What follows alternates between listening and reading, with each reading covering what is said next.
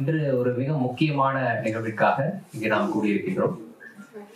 இந்தியாவினுடைய தற்போதைய நிலை எல்லோரும் அறிந்ததே. குறிப்பா இந்தியாவில் இருக்கக்கூடிய இந்த ஊடக சுதந்திரத்தினுடைய நிலை அப்படின்றது எப்போதும் இல்லாத வகையில ஒரு மிகப்பெரிய நெருக்கடியை சந்தித்துக் கொண்டிருக்கக்கூடிய இந்த தருணத்தில் நாம் இப்படிப்பட்ட ஒரு நிகழ்ச்சியை ஏற்பாடு செய்வது மிகவும் பொருத்தமாக இருக்கும் என்பதன் அடிப்படையில் தான் இந்த நிகழ்ச்சி ரொம்ப ஒரு ஷார்ட் பீரியட்ல ஒரே ஒரு நாள்ல இந்த நிகழ்ச்சி ஏற்பாடு செய்யப்பட்டிருக்கு. ஏன்னா நான் மறுபடியும் சொன்ன மாதிரி இந்த சூழலுக்கு இது மிகவும் அவசியமான ஒன்று அப்படின்னு நாம கருதுறோம். இன்னைக்கு நம்மோடு உரையாட இருக்கக்கூடிய நபர் இதற்கு மிகவும் தகுதியான ஒரு நபர். இந்தியா எதிர்கொண்டிருக்கக்கூடிய இப்படிப்பட்ட ஒரு நெருக்கடியான சமயத்துல ஊடகங்கள் மிக முக்கியமாக செயலாற்ற வேண்டிய தருணத்துல செயலற்ற நிலையில் இன்னைக்கு ஊடகங்கள் இருப்பதை நாம் பார்க்க முடியுது. சோ கால் மெயின் ஸ்ட்ரீம் ஊடகங்கள் சொல்லக்கூடிய அந்த ஊடகங்களினுடைய செயல்பாடு எப்படி இருக்கு அப்படின்றத நாம் தினந்தோறும் நாம இன்னைக்கு பார்த்துட்டு இருக்கோம். அப்போ இந்த சமயத்துலதான் சுதந்திர ஊடகம், டிஜிட்டல் ஊடகம் இவற்றினுடைய அந்த வளர்ச்சி ஓரளவுக்கு நமக்கு நம்பிக்கை அளிக்கக்கூடிய வகையில இருக்கு. இப்போ இன்னைக்கு மெயின் ஸ்ட்ரீம் மீடியா நம்மளை கைவிட்டாலும் கூட இன்னைக்கு சுதந்திர ஊடகங்கள் நம்மை காப்பாற்றும் அப்படின்ற ஒரு நம்பிக்கையை நமக்கு ஏற்படுத்தி கொண்டிருக்கு. அந்த நம்பிக்கையை ஏற்படுத்தக்கூடிய ஒரு சில ஊடகங்களில் மிக முக்கியமான ஒன்று த வயர். ஸோ த வயரினுடைய ஃபவுண்டிங் எடிட்டர் திரு சித்தார்த் வரதராஜன் அவர்கள் இன்று நம்மோடு வருகை தந்திருக்கிறார். அவரை பற்றியான ஒரு சின்ன அறிமுகம், அவரது தனிப்பட்ட முறையில் அவர் யார், இது மாதிரியான விஷயங்கள் குட்டி கிடக்கிறது நமக்கு எல்லாருக்குமே தெரியும். மாற்றத்திற்கான ஊடகவியலாளர் சங்கத்துக்கும் திரு சித்தார்த் வரதராஜன் அவர்களுக்கும் இருக்கக்கூடிய அந்த தொடர்பை பற்றி நான் இன்னைக்கு சொல்லலாம்னு விரும்புகிறேன்.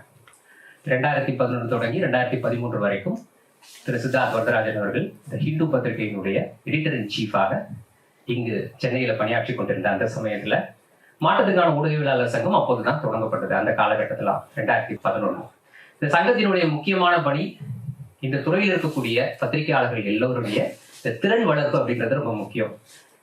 இந்த அரசியலை எப்படி புரிந்து கொள்வது, அவர்கள் எப்படி இந்த சமூகத்தில் செயலாற்றுவது, பத்திரிகையாளர்களுக்கு ஒரு கூடுதல் கடமையும் இருக்கு. அந்த கடமையை புரிந்து கொண்டு அவர்கள் எப்படி செயலாற்ற வேண்டும் என்பதை பயிற்றுவிக்க வேண்டும் அப்படின்றதுதான் மிக முக்கியமான நோக்கம் மாற்றத்துக்கான ஊடகவியலாளர் சங்கம் தொடங்கப்பட்டதனுடைய அடிப்படை. அந்த வகையில தினந்தோறும் இந்த சங்கத்தினுடைய உறுப்பினராக இருக்கக்கூடிய இளம் பத்திரிகையாளர்கள் எல்லோருமே தினந்தோறும் பணி முடித்து விட்டு மாலை வேளைகள்ல சந்திக்கிறது வழக்கம். இந்த சந்திப்பின் போது அன்றைய தினம் நடைபெற்ற முக்கியமான செய்திகள் குறித்து விவாதம், அது சாதாரணமா நடக்கும். ஒரு டீ கடையில நின்று பேசிக்கிட்டு இருப்போம். அப்ப பேசும்பொழுதும் கூட நாங்கள் விவாதிக்கக்கூடிய விஷயங்கள் எல்லாமே என்னவாக இருக்கும் அப்படின்னா இன்று நடைபெற்ற முக்கியமான செய்தி. அப்படிப்பட்ட விவாதங்கள் எல்லாத்திலையுமே முக்கியமான இடத்தை பிடித்த செய்தி எதுவாக இருக்கும்னா அன்னைக்கு இந்த ஹிந்து பத்திரிகையில் முன்பக்கத்தில் வந்திருக்கக்கூடிய செய்தியாக இருக்கும். எல்லாருக்குமே தெரியும் முன்பக்கம் அப்படின்றது எதற்காக ஒதுக்கப்பட்டதுன்னா முக்கியமான செய்திகளுக்காக ஒதுக்கப்பட்டது. நீங்க தொலைக்காட்சியாக எடுத்துக்கிட்டோம், முதல் செய்தியாக இது வருதுன்னா அது ரொம்ப முக்கியமான செய்தி, அதை மக்கள் உடனடியாக தெரிந்து கொள்ள வேண்டும் அப்படின்ற அடிப்படையில அந்த செய்தியை முன்னாடி வைப்பாங்க. அப்போ பேப்பரா இருந்தா ஃப்ரண்ட் பேஜ் அப்படின்றது இது ரொம்ப முக்கியமான செய்தி, மக்கள் தெரிந்து கொள்ள வேண்டும் அப்படின்ட்டு. அப்போ முன்பக்க செய்திக்குன்னு ஒரு டெம்ப்ளேட் அப்படின்றது ஏற்கனவே இருக்குது, இதைதான் ஃப்ரண்ட் பேஜில் வைக்கணும் அப்படின்ட்டு. பட் இந்த மாதிரியான இந்த டெம்ப்ளேட் எல்லாம் உடைச்சது அந்த நான் சொன்ன அந்த குறிப்பிட்ட காலகட்டத்தில் 2011 2013 இந்த ஹிந்துவினுடைய முன்பக்க செய்திகள் அதையெல்லாம் பார்க்கும் பொழுது ஒரு நம்பிக்கை அளிக்கக்கூடிய வகையில் இருந்தது. இப்படிப்பட்ட செய்தியும் முன்பக்கத்துல வருமா, அதுவும் இந்த செய்திக்கு இவ்வளவு இம்பார்ட்டன்ஸ் கொடுப்பாங்களா, இதை யார் செய்வது, இதுக்கு முன்னால் இப்படி இந்து இருந்தது கிடையாது அப்படின்னு நம்ம யோசிக்கும் பொழுது அதை செய்தது திரு சித்தார்த் வரதராஜன் அவர்கள். உதாரணத்துக்கு சொல்ல போனா அந்த டைம்லயே கோ பேக் மோடி அப்படின்றது தொடங்கிச்சுன்னு வச்சுக்கோங்க. 2013 டைம் மோடி அவர்கள் திருச்சிக்கு வர்றாருன்னு நினைக்கிறேன். அவருடைய வருகை தரும் பொழுது அவருடைய வருகை எதிர்த்து அந்த டைம்ல எல்லோருமே இன்னைக்கு காட்டக்கூடிய எதிர்ப்புலாம் இன்னைக்கு பெரிய அளவுக்குலாம் கிடையாது. 2013 நான் சொல்றது அவர் பிரதமராக பொறுப்பேற்பதற்கு முன்னால் பிரதமர் வேட்பாளராக அறிவிக்கப்பட்டதுக்கு பிறகு இது நடக்குது. அந்த டைம்ல பெரிய எதிர்ப்புலாம் கிடையாது. இப்போ மோடி தமிழ்நாடு வந்தாலே கோபேக் மோடிக்கு 2வதையும் எல்லோரும் அதை எதிர்க்கக்கூடிய விஷயம் பார்க்கிறோம். அப்ப அப்படி கிடையாது. அப்போ ஒரு குறிப்பிட்ட சில அமைப்புகள் அவரை எதிர்த்து ஒரு போராட்டம் அப்படின்றது நடத்துறாங்க. எல்லாருக்கும் தெரியும் மக்கள் கலை இலக்கிய கழகம், ஒரு கம்யூனிஸ்ட் கட்சியினுடைய மார்க்சிய லெனினிஸ்ட் கம்யூனிஸ்ட் கட்சியினுடைய ஒரு கல்ச்சரல் அவுட்ஃபிட், அவங்க ஒரு போராட்டம் நடத்துறாங்க. அந்த போராட்டத்தை இந்துவினுடைய முதல் பக்கத்தில் நாம் பார்க்க முடியுது. இந்து பத்திரிகையினுடைய முதல் பக்கத்துல மாக்காயிகா அப்படின்ற ஒரு சாதாரண சின்ன அமைப்பு, அவங்கள பொறுத்த வரைக்கும் அப்படிதான் சொல்லுவாங்க, ஃப்ரிஞ்ச் எலிமெண்ட்ஸ் அப்படின்னு சொல்லிட்டு, அப்படிப்பட்ட ஒரு அமைப்பினுடைய போராட்டத்தை முதல் பக்கத்துல பார்க்க முடியும். இந்த பக்கம் மோடி வந்தா, இந்த பக்கம் மோடிக்கு எதிராக நடைபெற்ற ஆர்ப்பாட்டம். சோ இதெல்லாம் தான் நம்மள அவர் மேல ஒரு மிகப்பெரிய மரியாதையை ஒரு மிகப்பெரிய நம்பிக்கையை ஏற்படுத்திய விஷயங்கள்னு சொல்லலாம். அதே போல இன்னும் சில உதாரணம் சொல்றதா இருந்தா, நமக்கு தெரியும் இந்தியாவை பொறுத்த வரைக்கும் அவங்களுடைய அந்த விரிவாக்க எண்ணத்தின் அடிப்படையில இந்தியாவை சுத்தி இருக்கக்கூடிய அண்டை நாடுகள், அவங்களோட இருக்கக்கூடிய அந்த உறவு, இதை பற்றி எல்லாம் நம்ம எப்ப பார்ப்போம் அப்படின்னா, எந்த பேப்பரா இருந்தாலும் சரி, டிவில இதெல்லாம் பார்க்க முடியாது பெருசா, இதை பத்தி டிபேட்லாம் நடக்கிறது. பேப்பராக இருந்தாலும் கூட ஒரு 5வது பக்கம் 6வது பக்கத்துல அதெல்லாம் நம்ம பார்ப்போம். ஆனா GMR அப்படின்ற ஒரு கம்பெனி, இந்தியாவை சேர்ந்த ஒரு கம்பெனி, மல்டிநேஷனல் கம்பெனி, மாலத்தீவு எல்லாருக்குமே தெரியும். மாலத்தீவை வந்து தன்னுடைய ஒரு பாப்பட் கவர்மெண்டா மாத்தணும் அப்படின்றது தான் இந்தியாவினுடைய எண்ணம். அதன் அடிப்படையில அந்த வேலைகளை இந்திய அரசு செஞ்சுட்டு இருக்கும் பொழுது GMR அப்படின்ற ஒரு கம்பெனியை மாலத்தீவுல இருந்து விரட்டி அடிக்கிறதுக்கான வேலையை அங்க இருக்கக்கூடிய அரசு செய்து அதை பற்றி விரிவான ஒரு கட்டுரைகளை தொடர்ந்து ஃப்ரண்ட் பேஜ்ல முன் பக்கத்துல தொடர்ந்து வெளியிட்டு வந்ததை நம்மளால பார்க்க முடியுது. இதை மக்கள் தெரிந்து கொள்ள வேண்டும். இதோட அர்த்தம் என்ன அப்படின்னா, இதை மக்கள் தெரிந்து கொள்ள வேண்டும். இதை பற்றி இது வந்து ஏதோ யாரோ படிக்கிறதுக்கு 5வது பக்கம் 6வது பக்கம் வேர்ல்டுன்னு தனியா ஒரு காலம் இருக்கும். உலக செய்தியை படிக்கணும்னு விருப்பப்படக்கூடிய நபர்கள் அதில் போய் படிச்சுக்கலாம். இதுக்கும் இங்க இருக்கக்கூடிய அரசியலுக்கும் சம்பந்தம் இல்லை அப்படின்னு எல்லோருமே டெம்ப்ளேட்டா யோசிச்சு கொண்டு இருப்பாங்க. அந்த யோசனையை உடைத்தவர் சித்தார்த் வரதராஜன் அவர்கள். அப்படிப்பட்ட ஒரு ஃப்ரண்ட் பேஜ் ஒரு கவரேஜ். அதே போல விடுதலை புலிகளினுடைய தலைவர் பிரபாகரன், அவருடைய மகன் பாலச்சந்திரன் ஒரு கொல்லப்படுவதற்கு முன்னர் சிங்கள ராணுவத்தினுடைய கட்டுப்பாட்டுல இருந்தார் அப்படின்ற அந்த செய்தி, அது வந்து கலமக்ரி அப்படின்னு சொல்ற ஒரு டாக்குமெண்ட்ரி ஃபில்ம் மேக்கர் அவர் வெளியிட்ட அந்த டாக்குமெண்ட்ரியில நம்ம எல்லாரும் பார்த்திருப்போம். அதை பற்றியான செய்தி. ஏன்னா அந்த சமயத்துல ஹிந்து மேல ஒரு மிகப்பெரிய ஒரு குற்றச்சாட்டு வைக்கப்பட்டது. இலங்கை தமிழர்கள் விவகாரத்துல ஒருதலை பட்சமாக செயல்பட்டாங்க அப்படின்ற மாதிரி பல குற்றச்சாட்டு. அதெல்லாம் நடந்தது என்னன்னா, சித்தார்த் அவர்கள் அந்த பொறுப்பை ஏற்பதற்கு முன்னர் நடந்த விஷயம். சித்தார்த் அவர்கள் பொறுப்பேற்றதுக்கு பிறகு அந்த கலமக்கரையினுடைய டாக்குமெண்ட்ரியில இருக்கக்கூடிய செய்தியை முதல் பக்கத்தில் கொண்டு வந்து அன்றைய தினம் அந்த செய்தி வெளியானதுக்கு பிறகுதான் தமிழ்நாட்டில் ஒரு மிகப்பெரிய மாணவர் போராட்டம் கிடைச்சது, எல்லாருக்கும் தெரியும். அதே மாதிரி விக்கிலீக்ஸ் தொடர்பான தொடர் விஷயங்கள், அதுல இருக்கக்கூடிய இந்தியா தொடர்பான உலக அளவில் நாம் தெரிந்து கொள்ளக்கூடிய விஷயங்கள் தொடர்பான விஷயங்கள் எல்லாத்தையுமே வந்து தொடர்ந்து அதற்கு ஒரு முக்கியத்துவம் கொடுத்து செய்தியாக வெளியிட்டவர் ஹிந்துன்னு சொல்றதை விட சித்தார்த் வரதராஜன் அவர். இப்படிப்பட்ட ஒரு நம்பிக்கையாக அவர் இருந்த காலத்துலதான் 2013 நாம் எதிர்பார்க்காத அந்த நிகழ்வு அப்படின்றது நடந்தது. அது சித்தார்த் வரதராஜன் அவர்களுக்கு மட்டும் கிடையாது, இந்தியாவில் இருக்கக்கூடிய முக்கியமான பத்திரிகையாளர்கள் எல்லோருமே இந்த 2013-14 காலகட்டத்துல அவர்கள் ஏறக்குறைய வேட்டையாடப்பட்டாங்கன்னு கூட சொல்லலாம். இப்படிப்பட்ட முக்கியமான மக்களுக்கான செய்தியை கொடுக்கக்கூடியவர்கள் இன்னைக்கு அந்த ஊடகத்துல இருக்கக்கூடாது அப்படின்ற முயற்சியில அவர்கள் வெளியேற்றப்படுவதற்கான வேலைகள் அப்படின்றது நடத்தப்பட்டது. நான் மறுபடியும் சொல்லுவேன், அதன் பகுதியாகத்தான் சித்தார்த் வரதராஜன் அவர்கள் இன்னைக்கு ஹிந்துவிலிருந்து வெளியேறக்கூடிய ஒரு சூழல் உருவானது. அந்த ஹிந்துவிலிருந்து அவர் வெளியேறும் பொழுது எங்களுக்கு ஒரு மிகப்பெரிய வருத்தம். நாங்கள் பார்த்த ஹிந்து அவர் வந்து ஆல்மோஸ்ட் அந்த பேப்பருடைய அந்த லே அவுட்டையே சேஞ்ச் பண்ணாரு அழகாக. அப்படிப்பட்ட ஒரு இந்த செய்தியை தான் மக்கள் படிக்கணும். நீங்க படிக்க வேண்டிய செய்தி இது. அது மாகாய்காவாக இருந்தாலும் சரி, மே 17ஆக இருக்கட்டும் சரி, இல்லைன்னா வேற ஏதாவது பெரிய அமைப்போ சின்ன அமைப்போ ஏதோ ஒன்று இருக்கட்டும், பட் மக்களுக்காக அவர்கள் களத்தில் போராட்டம் நடத்துறாங்களா, அதற்கு மரியாதை கொடுக்க வேண்டும். அந்த செய்தி அரங்கில் ஏற வேண்டும், அதை மக்கள் படிக்க வேண்டும் அப்படின்றதான் அவருடைய எண்ணம். அப்போ அவர் வெளியேற்றப்படும் பொழுது இல்ல அவர் வெளியேறும் போது அவரை பொறுத்த வரைக்கும் அவர் ரிசைன் பண்ணிட்டு வெளில வரார். பட் நாங்கள் அதை பார்த்தது அவர் வெளியேற்றப்பட்டார். அதோஜிங் பால் நிகழ்ந்தது, சித்தார்த் வரதராஜன் நிகழ்ந்தது, இதெல்லாம் நாங்கள் அப்படித்தான் ஒப்பிட்டு பார்க்கிறோம். அப்போ இப்படிப்பட்ட ஒரு விஷயம் நடக்கும் பொழுது யாரும் எதிர்பார்க்கல எதிர்காலத்துல இன்னும் இது போன்ற பல விஷயங்கள் நடக்க போகுது, அதற்கான ஒரு தொடக்க புள்ளிதான் இது அப்படின்றது பெருசா வேற யாரும் எதிர்பார்க்கல. தேசிய அளவுல சிலர் பேசிக் கொண்டிருந்தாங்க. தமிழ்நாட்டை பொறுத்த வரைக்கும் பெரிய அளவுக்கு இதற்கு பெரிய எதிர்ப்பெல்லாம் தெரியவில்லை, ஆனா தெரிவிக்கப்படல. அந்த சமயத்தில் மாற்றத்துக்கான உதவியாளர் சங்கம், இது ஒரு பெருமையா கூட சொல்லிக்கலாம், தமிழ்நாட்டிலேயே சித்தார்த் வரதராஜன் அவர்கள் இந்துவிலிருந்து வெளியேற்றப்பட்டதை கண்டித்து ஒரு கூட்டம் நடத்தினோம். அதை புரிந்து கொள்ள முடியல. அதுக்கு பிறகுதான் இவ்வளவு பெரிய பிரச்சனைகள்லாம் நடந்துச்சு. அந்த சமயத்திலும் கூட சித்தார்த் வரதராஜன் அவர்களை தொடர்பு கொண்டு அந்த கூட்டத்தில் கலந்து கொள்ளணும், நீங்க பேசணும்னு சொல்லும் பொழுது அவரை பேச முடியாத ஒரு சூழல். உடனடியாக அவர் வந்து வெளியூருக்கு போயிட்டாரு. பீர்மு மூலமா தான் அவரை ட்ரை பண்ண பார்த்தோம், அது நடக்கல. அப்போ இன்னைக்கு அதற்கு பிறகு இன்னைக்கு நாம் நடத்தக்கூடிய இந்த கூட்டத்தில் இன்னைக்கு அவர் கலந்து கொள்ள வந்திருக்கிறாரு. இன்னும் சித்தார்த் அவர்கள் அடுத்தடுத்த நிகழ்ச்சியில நிறைய போக வேண்டியது இருக்கு. அவரை பற்றி பேசணும்னு நாம் பேசலாம், இந்த வயரை பத்தி பேசலாம். இனி அவருடைய வாயிலேயே அவரிடமிருந்து நிறைய கேள்விகள் நாம் கேட்கலாம். முதல்ல ஒரு சின்ன உரையாடல், அதற்கு பிறகு நீங்கள் கேள்விகள் எழுப்பலாம். மீண்டும் இந்த கூட்டத்திற்கு வருகை தந்த அனைவருக்கும் என்னுடைய நன்றியை தெரிவித்துக் கொள்கிறேன். மூத்த பத்திரிகையாளர் பி. முகமது அவர்கள் இந்த நிகழ்ச்சியை தொடர்வதற்காக அழைக்கிறேன். திரு சித்தார்த் வரதராஜன் அவர்களை மேடைக்கு அழைக்கிறேன். First, congratulations on receiving an award for probity in public life by the choir. You have come for this. There are many recognitions that even a couple of years back there was a high-level honor from the Germans that was happening. So on the one side, this is happening. On the other side, you have searches happening at your home, at your editors. So how are you handling these two sides? Journalism is always going to come with, you have a mixed reaction, right? There will be some people who like the work that we do and some people who oppose the work that we do. And it's not just the case of The Wire. I mean, every journalist or independent media organization in India today has its own experience. The work that they do wins awards and is recognized by fellow journalists, by media watchdogs in India and around the world, while at the same time they are victims or can be victims of defamation cases, police harassment, or I would say slander, calumny, all kinds of absurd allegations. For example, the BBC's recent documentary on Narendra Modi and Gujarat, you have the government of India's official spokesperson accusing the journalists who produced that documentary of having a neo-colonial mindset. Such a serious allegation to make.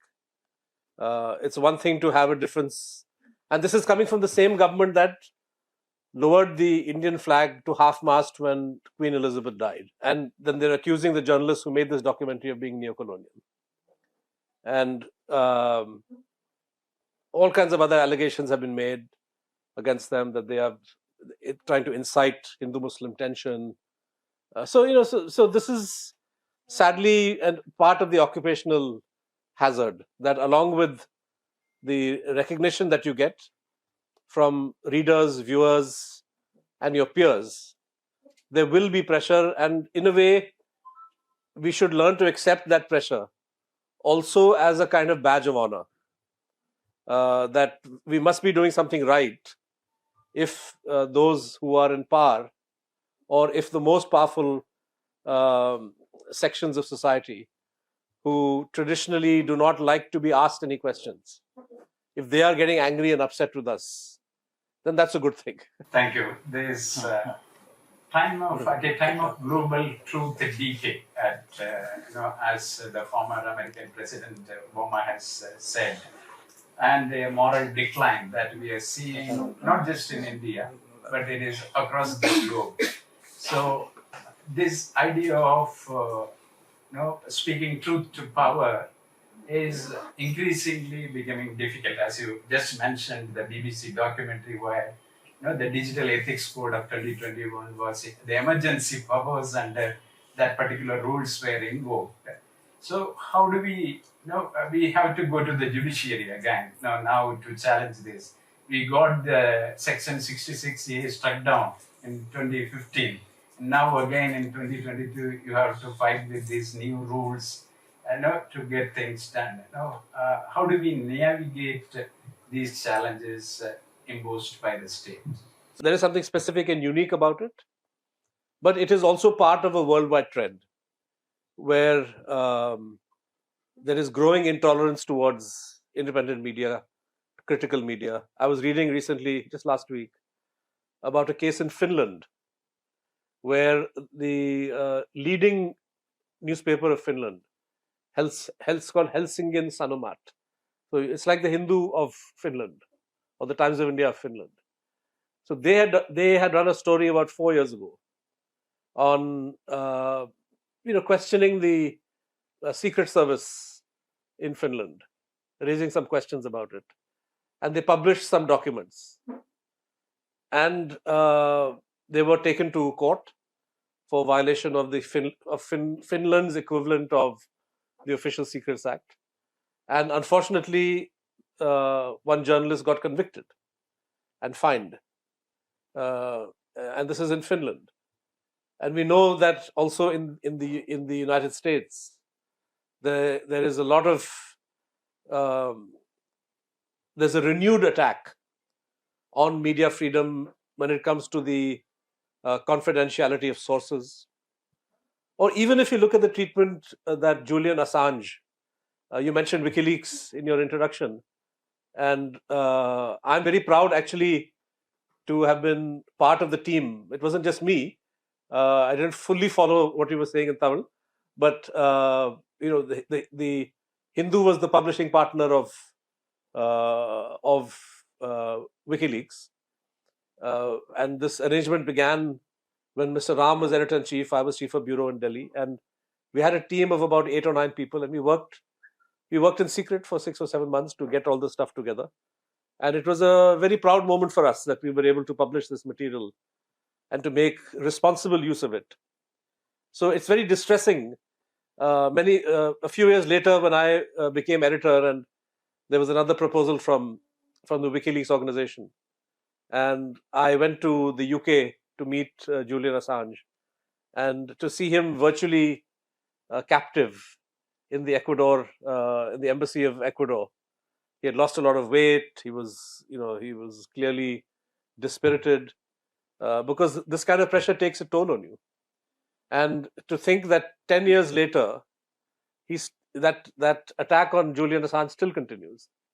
And it's quite possible that the British government will extradite him to the United States, where he faces such serious charges, which may also include the death penalty. So, and what did he do? He brought into the public domain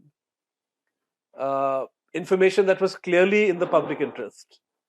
And I can say that, having worked with Assange and WikiLeaks, terms and conditions of our collaboration was that as a paper, as Hindu, we were also obliged to use these materials responsibly, to delete the names of individuals if disclosure of information about them would lead to a threat to their life. And we were very careful about this. So some cables were not reported on, some names were never given. I don't think there's a single instance that anybody can point to of WikiLeaks cables actually having contributed to the death or injury of any individual.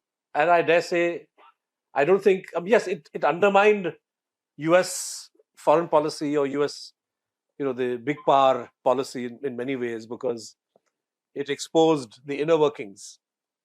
And it was embarrassing for the US. But to say that this is a treasonous act, to say that this is an attack on US national security, to warrant somebody's trial and imprisonment and even execution, is really ridiculous. And if in the United States, which has always respected freedom of the press, you can have this kind of a situation, then this is really very, very alarming. So throughout the world, there is this problem. In Turkey, in Russia, I was reading just last week about a website called Medusa. So the Russians the Russian government has a law which gives the state the right to declare any organization as, I forget the precise title, but enemy organization or anti-state organization. So they declared Medusa, which is an independent website, as anti-state, which means that, of course, the website is illegal.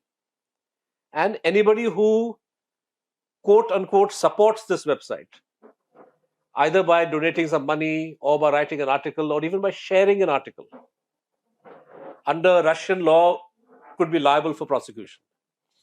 It's a huge attack on media. And of course, the attack is not just on the media, it's on ordinary Russians. It's all aimed at ensuring that the truth of what's happening in the country doesn't come out. That's what all these people have in common. All these anti-media actions have in common, that you want to make sure the truth doesn't come out. So in India, we have our own laws, rules, attempts to strangulate the press. I was reading today about a hearing in Delhi High Court, most ridiculous. Union government is demanding that the High Court should restrain or restrict the circulation or the activities of independent fact-finding commissions. So the context is that the Delhi riots took place in February 2020, which led to the death of about 60 people. And we all know, we covered those riots, and we know the way in which the police was partisan. We know the way in which the Hindutva organizations were involved in that violence. And the police did a cover-up, and they went, in fact, and arrested the victims and tried to claim as if the riots in which most people who were killed, 2/3 of the people killed were Muslims. But the police tried to say that this is a Muslim conspiracy. 95% of the properties damaged, 99% of the, I think 100% of the places of worship that were damaged were all Muslim. But the police says that this is a conspiracy of Muslim organizations and primarily Muslim individuals. So you had an independent fact-finding commission led by Justice Madan Loku, which confirmed what many of us in the press had been reporting. And the government was so upset with this that they are supporting an effort in the Delhi High Court to put a stop to these kinds of initiatives, it is so dictatorial. Not only are you suppressing the truth, but you want to prevent civil society members from, uncovering the truth. Now think about it. All the big stories of the last 3 decades largely came out because of unofficial fact-finding. In the November 1984 massacre of Sikhs in Delhi, right, 5,000 people are killed in the capital city and other cities. Officially, the figure is 2,733, but unofficially, the death toll is more than that. And the official commission of inquiry, Mishra Commission, took many years and whitewashed all the, basically sanitized the whole narrative. It was only because of the independent reports of People's Union of Civil Liberties, People's Union for Democratic Rights. They published a small booklet called Who Are the Guilty? Or there was,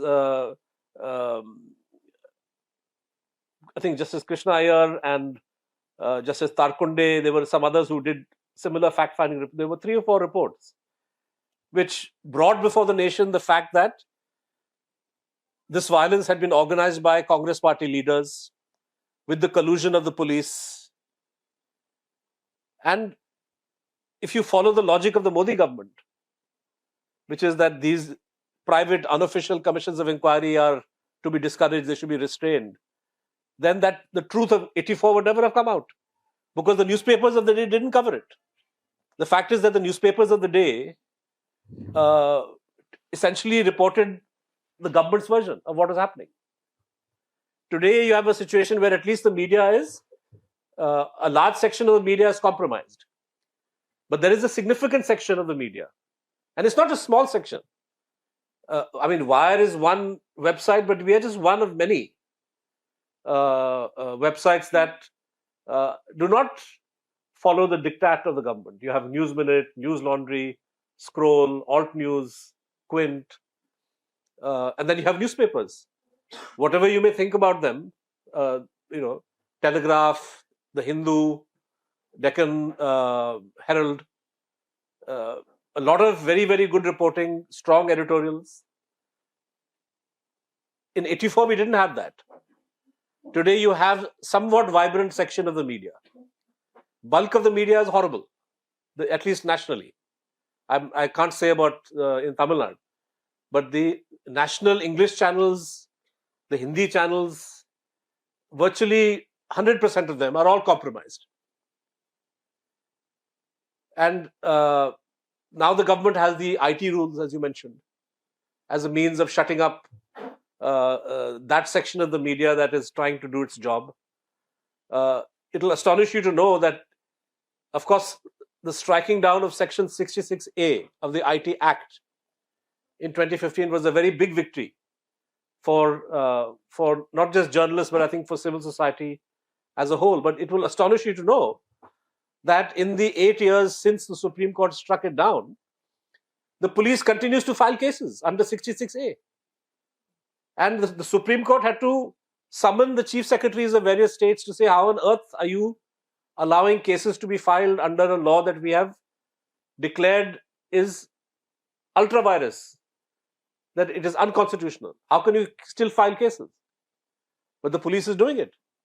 And you can imagine that with the new IT rules and some of the other laws which exist already, like a new trend is like when I was editor of the Hindu, the biggest danger that we faced as reporters, as editors, Nakiran was a victim, Hindu was a victim of defamation.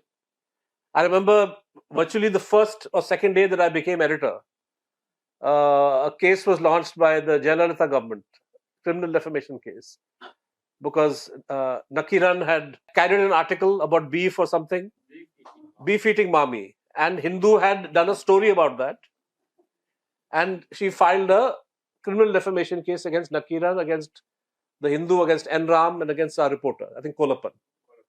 And then, of course, in the 2 years that I was editor, I also got 2 or 3 criminal defamation cases. I mean, I'm not trying to minimize, that is a form of harassment. But criminal defamation, which should not exist, by the way, it's a very, I mean, civil defamation is bad enough. And India is the only democratic country which still retains criminal defamation on the statute books. But criminal defamation is a funny kind of criminal case because the police does not have the right to arrest you. Police, in fact, even the investigation of criminal defamation is not meant to be handled by the police.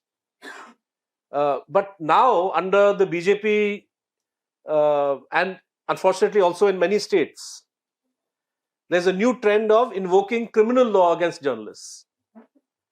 So during COVID, when there's a small portal called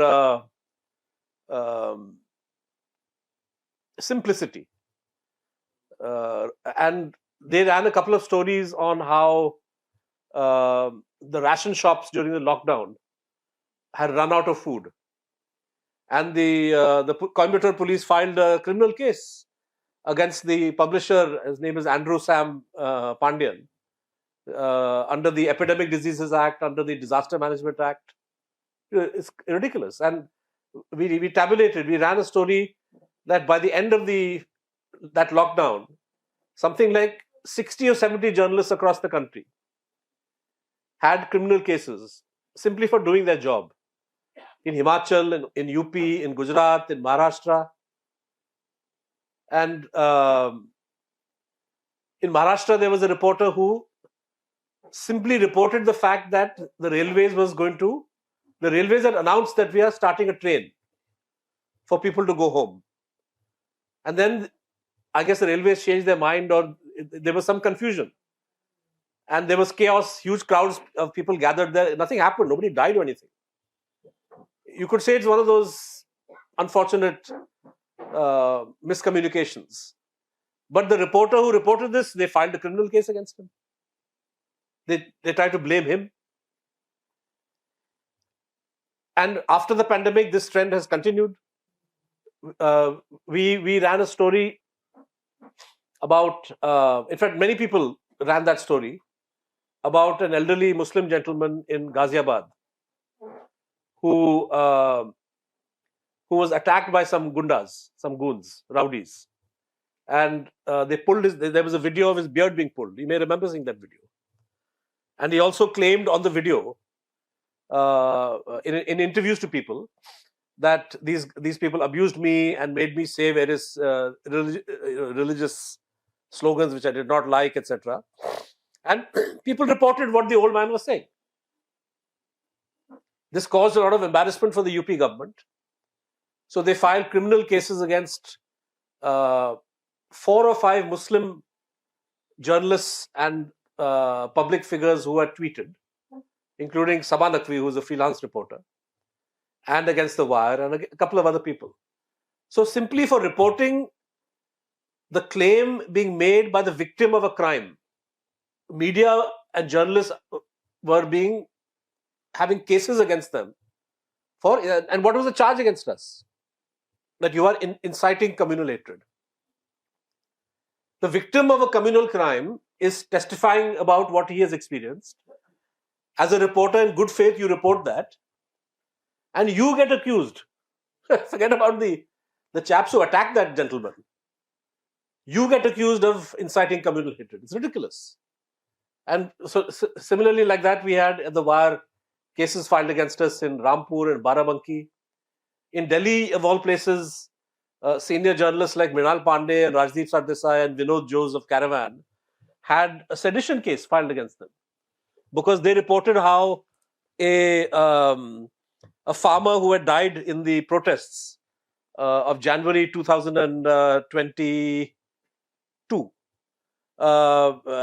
they reported that he had died of bullet injuries, whereas actually the police claimed that he died in an accident.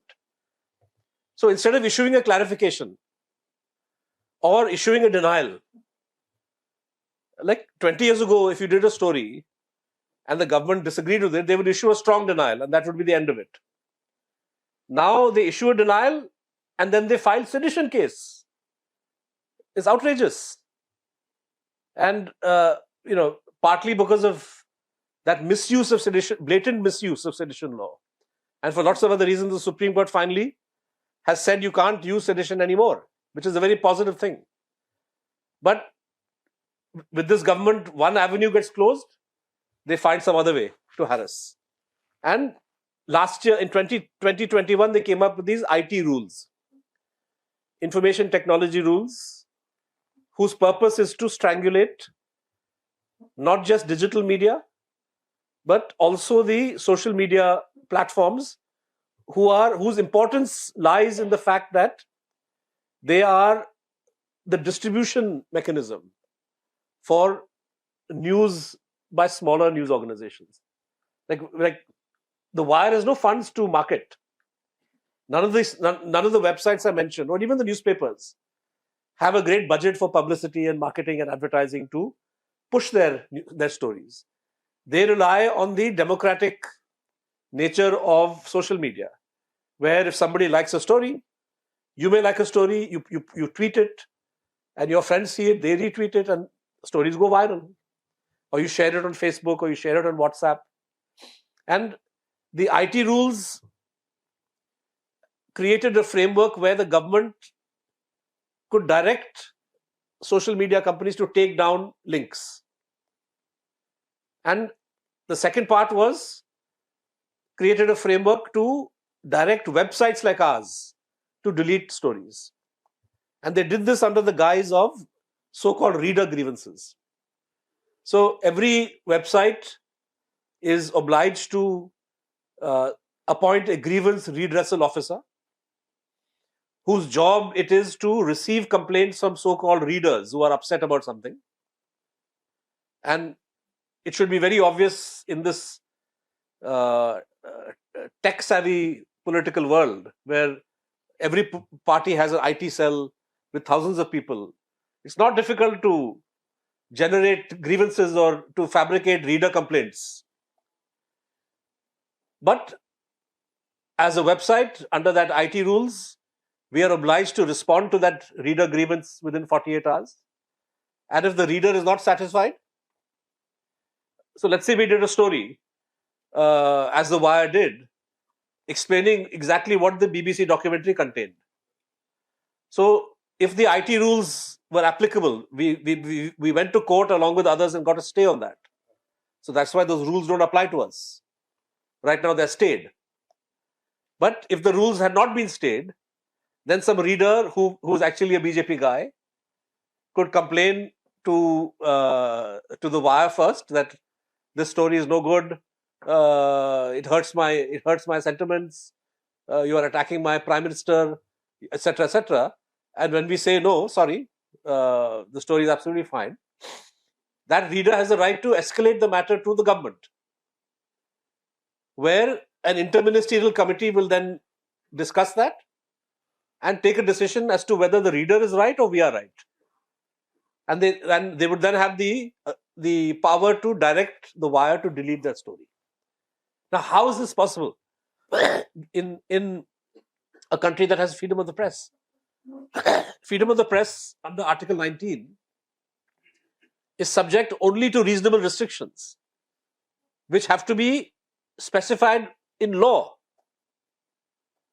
So it can't be that some joint secretary in the Information and Broadcasting Ministry or some additional secretary in Home Ministry doesn't like something and he says, the Wanda, you get rid of it. And then we have to jump and listen to that. It's not possible. And we will not do it. And I don't think the courts will uphold this. But because the court did not stay Section 16, which gives the INB secretary the power to direct anybody, social media intermediaries to remove links, they invoke that power, complete overreach. It's an emergency power. And they invoke that power to force YouTube and Twitter to take down those links about the BBC documentary. And what is worse, once that was done, even though there is no formal ban, there is no ban on the documentary, by the way. It is legal to watch it, to see it, to share it. But they created this huge scare, and students who are trying to watch it have been suspended, they've been beaten, they've been pushed, they've been prevented. In Jawaharlal Nehru University, they cut the electricity to campus so that students couldn't show it. So it's this kind of an attack that's happening where, and I'm saying this, and I'm giving the example of BBC because this highlights the fact that the attack is not just on you and me as journalists. The attack is on students. The attack is on the wider public. The attack is on civil society, because they're saying even a retired judge cannot hold a commission of inquiry if he wants to. And of course, based on the headlines, etc., the attack is on judiciary also. The attack is on the power of state governments, because the federalism is under attack. So what is happening with the IT rules has to be seen in that larger context, that you want to control the narrative every which way, whether it's what the state government says or does, what campuses do, what civil society does, or what the media does. Great overview of the media. Also, I want to just build on that particular perspective of it's not so grim as we see in the Deccan Herald editorials, or some of the editorials of the Hindu, or some of the old first page articles of the Telegraph. That not everything is grim, but at the same time, what is the proportion or the measure of dissent that we are seeing currently? Particularly, I don't recall the author's name, but in the last decade, including the Wire, in the last 8 years, you are able to flip the narrative to a great extent. At least the I'm not talking about the whole political, at least the majoritarian political narrative to some extent. So, where do you see us in the next couple of years? So I think that's a good question, also because very often people in government, they also frame the issue not quite the way you have put it, but they say, there is no crisis. Wire is publishing. Hindu is free to publish. We are having this meeting, right? And so this proves that India is a free country and democracy is fine. There is no crisis, right? And this, there is a story. I don't know if it's true or not. I've seen it sometimes attributed to Idi Amin, sometimes to Mugabe. That in our country you have freedom of speech is guaranteed, but freedom after speech is not. So the point is that you have freedoms, you can exercise those freedoms, but everything comes with a price, and you have to decide. And literally, it's down to the conscience and the ability of individuals to do and say what they want, and to take that decision as to how far they can go. We, as a media organization, chose in 2015 that we would be non-profit, because when me and my colleagues looked at the media landscape, it was very clear to us that the primary transmission belt for pressure, whether it's from government, whether it's from big companies, is on the proprietor, the investor, or the advertiser, big advertiser. So if you want to insulate yourself from that kind of pressure, it's better to have a media model that does not depend on one or two investors, that does not depend on one or two advertisers. So you have to broad base your business model.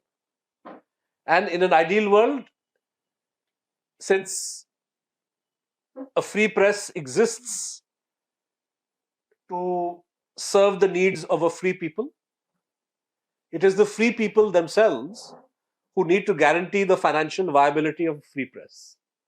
If people do not guarantee this, if they do not pay for it, then somebody else will pay, and that person who pays will demand to call the shots. This is the fundamental problem. And the fact is that the media is not very profitable by itself. Even large newspapers, large TV companies struggle. And usually their owners have different businesses which they use to subsidize, cross-subsidize, or they'll use the media arm, even though it's loss-making, in order to promote their other businesses. That is how media survives. And a media which survives on the basis of this kind of business model is extremely vulnerable to pressure. So you can do a story. But Hindu, for example, did a whole series of stories on Rafale. The end result, DAVP, which controls the union government advertising, withdrew all its ads.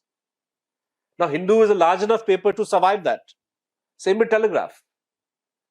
Telegraph also, the price of writing those editorials on the front page was that it was deprived of a major and legitimate source of revenue. DAVP ads are ads of the government paid for by taxpayers' money. It should not be decided on the basis of party politics. This is not BJP's money.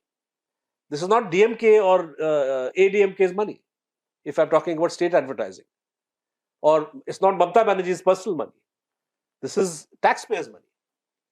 And there should be a transparent way of allocating all government advertising so that, and certainly it should not be rationed on the basis of who is pro-government, who is anti-government.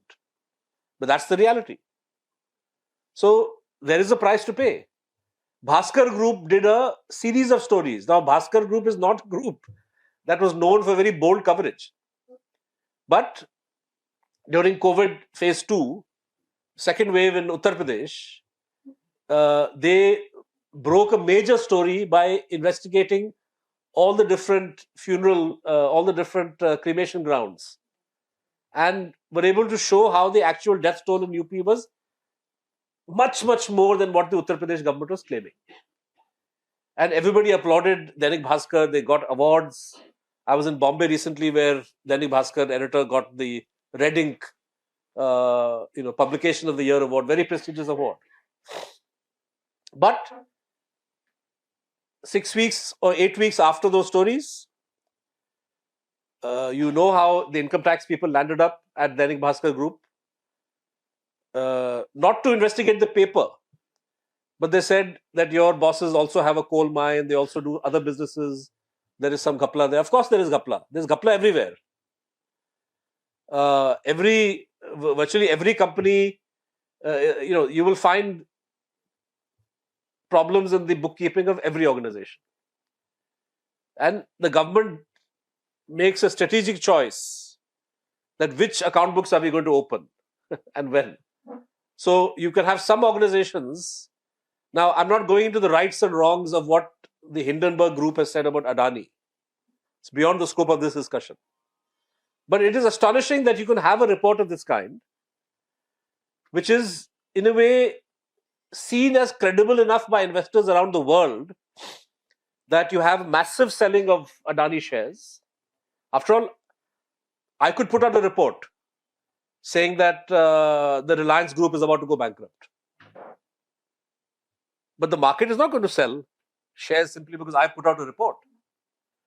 But somewhere down the line, the market saw what Hindenburg produced as quite credible. Credible enough that people are selling shares. And not just one or two, huge amounts. Gautam Adani moved from being the third richest man in the world to number 10 within the space of 1 week. But has the government shown any interest in this? No. But government wants to knock on Prannoy Roy's door. I'm talking about 4 years ago, because some private investor had said that, he was not even an investor.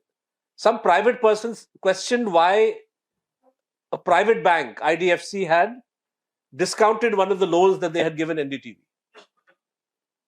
And the total amount involved was 40 or 50 crore. And you had the CBI knocking on Dr. Prannoy Roy's house at 6 in the morning. So agencies being misused in this way, this is the price you pay.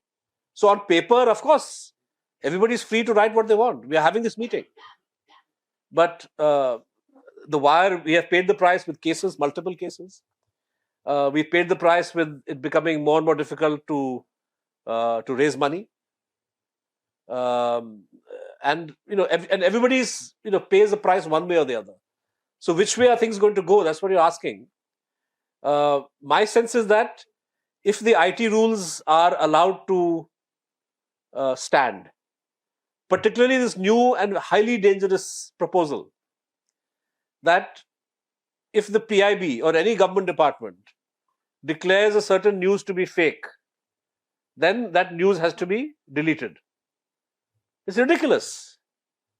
How can, of course, every government department is opposed to any kind of negative or critical coverage. And they will happily declare. And in the last 2 weeks, we've seen so many examples people have given over the last 4 years where the PIB fact check division has wrongly declared something to be fake. So how can we give power to these kind of people? How can the government be given the power to decide what is fake and what is not? So I think that the mindset of the current government, which is to tighten the screws on media, like there was one channel which was reasonably independent and free, which was NDTV. And now NDTV, after being bought over by Mr. Adani, you would have noticed if you watched the channel that they kept off. They were the only channel which for 3 or 4 days didn't cover the Hindenburg versus Adani story at all. And there have been no debates. You expect all of these channels take great pride in having debates every night. And this was a huge topic. No debate on this. No. So you can see how the government or people who are supporting the government have quite an easy way to silence media that is inconvenient to them. So this is the price you pay, and it's the don't underestimate the role that fear plays. My colleague Arfa Khanam Sherwani is in Srinagar right now. She had gone for the end of Bharat Jodo Yatra and then is staying behind for 2 days to cover what is happening in Kashmir. And we wanted to do a story on violations of press freedom in Kashmir. It's a terrible situation there. Kashmir journalists live in fear of the state. And you would find it astonishing that not a single journalist in Srinagar, and we must have spoken to 30 or 40, not a single journalist was willing to, privately they're giving all the stories about how the police is harassing, how the government is harassing, but not a single person wanted to speak on camera. Even when we offer to cover their face, disguise their voice, people are too scared. So what is happening in Kashmir today, the idea is that this should happen throughout the country tomorrow. And if these IT rules go ahead, if the government is able to get away with the bullying of journalists, arresting, imprisoning, raiding, then between now and 2024, you will find the situation for media getting much, much more difficult. And this is a reality which we all have to prepare for. Now it's about the wire. Now the wire has, in the 8 years, it has moved to the center of national conversations. If you know, I just watched Ramachandra Guha's interview with the current topper. You could get because you already had worked with some of the national publications, and you could get some of the best talents in the country to your side, and you could pull it off, and now it's a great success story. But what do you tell young journalists who are aspiring to make a mark? I'm seeing people like Amit Verma who are doing great stuff on podcasts. They are pushing the envelope in a very big way. So what do you? Because a lot of them are young people who would like to come out of their institutions and do great stuff. Some of them, at least, I know. So what do you tell them? So I would say two or three things. I would say that the situation is objectively very, very bad because of official hostility. That's the negative side. On the positive side, technology is your friend. What we have done with the wire in the space of 8 years was possible for two reasons. First, that we saw that there was that if people get together and do something jointly, that is much more powerful than one person doing something. So the wire came about because M.K. Venu, Siddharth Bhatia, myself, we said let us start a publication together, and we were able to bring other people to join us. Even when we had no funds, people were willing to write initially for free, and I think the power of creating a group is not to be underestimated. It's very, very important. And the second is that Wire succeeded because we chose to be digital. If we had tried to start 30 years ago, if the three of us had wanted to start something new, you have the option of a newspaper or magazine or a TV station. Each of these would require investments of anywhere from minimum of 15 crore, 20 crore up to 100, 200 crore, which none of us had. And certainly you cannot put together that kind of money without an investor who, at the first sign of trouble, will run far away and abandon you. This is the reality. So digital allows you with virtually no capital to start something. The startup, we started the Wire with paid up capital of 6 lakhs. That's it. And today we are in a situation where our monthly budget is around 40 lakhs. So we spend around nearly 5 crore a year, most of which we raise from reader donations. And the balance comes from advertising on our YouTube channel and Google ads. We don't really have marketing of ads.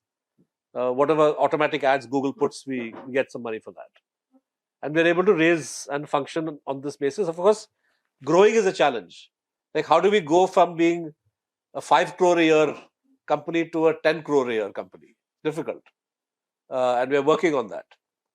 But it is possible to start modest if you pool your resources, pool your talents, and make full use of digital. Now we actually, Siddharth Bhatia, Venu and me, we all came from print.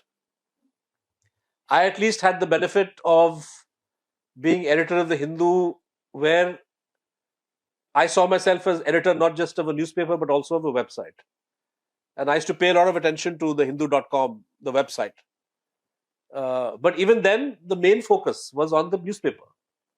Why? Because the newspaper is where the maximum impact we felt was. Newspaper was where the revenue was coming. So you had to create a newspaper. So even though we used to say that at the Hindu that we should break stories online first, but the temptation always was that no, if you break it this evening, then every paper will have it tomorrow. And then what is the advantage for the Hindu newspaper, which is paying the bills? So there was always this dilemma, which is why at the end of the day I was primarily a newspaper editor, not a website editor. And so the three of us, we entered the digital And you'll be astonished to know, I mean, even though today video is a very important part of what we do, but in our first plans for The Wire, we had no idea that we should do any video. And it's only when we consulted with this Bangalore-based foundation that gave us a grant for the first 3 years. And they deputed Lakshmi Chaudhary, who used to work with First Post, and she said, "Where is your video plan?"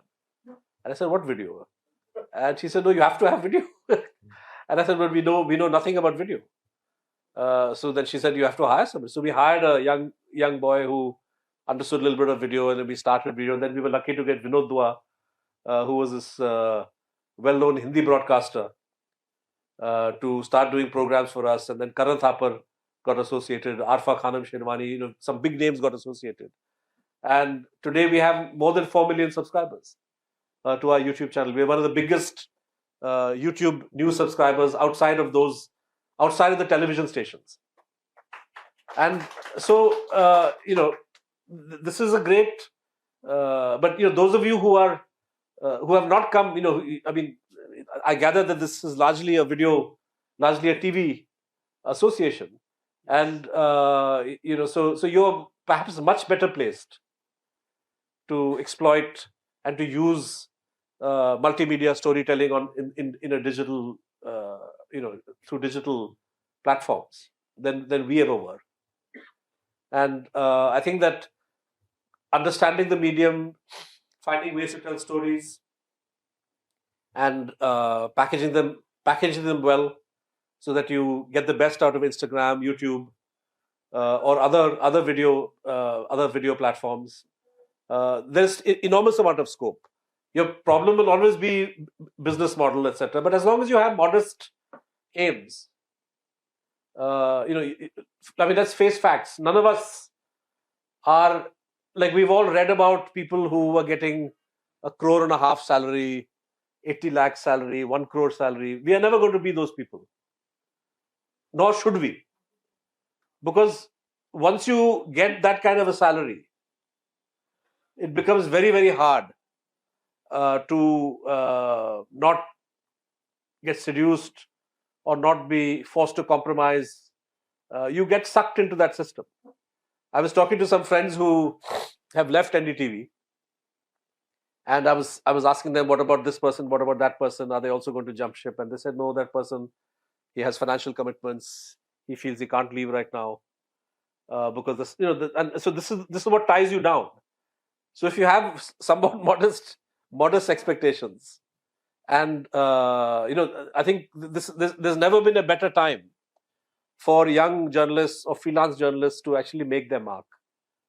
And today, I would say some of the best reporting, like The Wire, we have a few full-time reporters, mainly in Delhi and Bombay, but we use freelancers very regularly from Andhra, Tamil Nadu, from Kashmir, J&K, Northeast, and a lot of other publications are using freelance. So there's a great scope for freelance journalists, freelance reporters, and I think that if you have video skills and you're able to tell video stories, the sky's the limit for what is possible. And so it's I think this is the optimistic side. That and whenever I meet, I spoke recently in Trivandrum to a group of journalism students, and I'm going to Loyola College tomorrow. And it's not at all my intention to discourage people from entering this profession. I think this is a great time to enter, actually, because never has the need for bold, courageous people been greater. And so if you enter this profession and you're keen to do something, even if you're frustrated at your current place of work, there's plenty that you can do. And so I'm not in the least pessimistic. And I frankly, I mean, whenever I go, people say it's only The Wire. Actually, it's not. Like, we get a great deal of strength from the fact that we are part of an ecosystem. We are part, for example, we and some other News Laundry, News Minute, etc. We created this forum called DigiPub Foundation. So we have created an industry association of digital-only platforms. Now we have nearly 100 members from around the country, including from Tamil Nadu, Kerala, Northeast, small publications, because we feel that if we stick together as digital platforms, and some individual journalists also, Faye D'Souza, for example, Barkha Dutt, who are doing their own thing. And we're saying, look, you're also digital, you should also be part of this initiative. So that gives us a lot of strength. So I'm that way quite optimistic about what we can do, particularly given the fact that technology is cheap, is accessible, and gives us the ability to scale, to reach people that we've never had before. Like stories that we put out can reach millions of people today at the click of a button at no cost to us, the delivery part. Whereas in the old days, how many you have to print newspapers, magazines, or if you were telling me about Pudhe Talamuri. Like if you don't master the distribution side, then your channel is finished. So we don't have to, in digital, you don't have to worry about that. But of course, government knows that for all of us, the conduit is social media. That's why they are desperate to throttle social media. And I'm a little bit worried about Elon Musk, I have to say. Because before Musk came, Twitter was sensible enough to file a case in Bangalore High Court, Karnataka High Court, challenging the government's right to demand that they remove links. Because they said, look, you are telling us to take down these tweets and you're citing law and order and national security. But this is not justified. Very good stand that they took. But will Elon Musk pursue that? I don't think so. I hope he does. But the speed with which they took down these BBC documentary links is not a good sign. And if the government succeeds in throttling social media, that will be a very big challenge for us. Which is why we are already looking at, we are planning for looking at newsletters as a way of direct distribution. So instead of then relying on social media entirely, you try to connect your reader on a daily basis by sending her an email with all the important links. So that way it can't be blocked, even if Twitter or Facebook surrenders. We can always have that route. And even if tomorrow a website is blocked, if you are in direct touch with your readers through email, then it becomes much harder for government to shut you down. So for every route that, as I said, government tries to find new ways to throttle, but technology also gives us new ways to resist. And so for that reason, we should not be too pessimistic. Thank you for that. And now let us have questions from the audience so that even he gets most of Tamil. No? You understand? If I don't, then you'll translate for me. Yeah, he gets most of Tamil. So. Hi sir, my name is James from Sun News. I'm a sub-editor, senior sub-editor. You are told that except Tamil Nadu media people, media companies, North India's media companies are compromised. You told. No, I didn't say except. I said I don't know about Tamil Nadu. That's what I wanted to know about. Yeah. My knowledge is very limited, honestly. I don't think it's healthy that you have political parties which control channels. That's always a recipe for disaster, in my view. And we see this in Tamil Nadu, in Punjab, in Odisha. In Bengal now, Mamata wants to start her own channel. BJP indirectly controls many channels. This is not a good thing.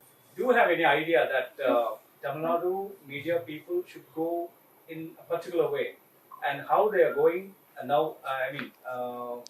Of course, we feel that Tamil Nadu journalists are going in a good way.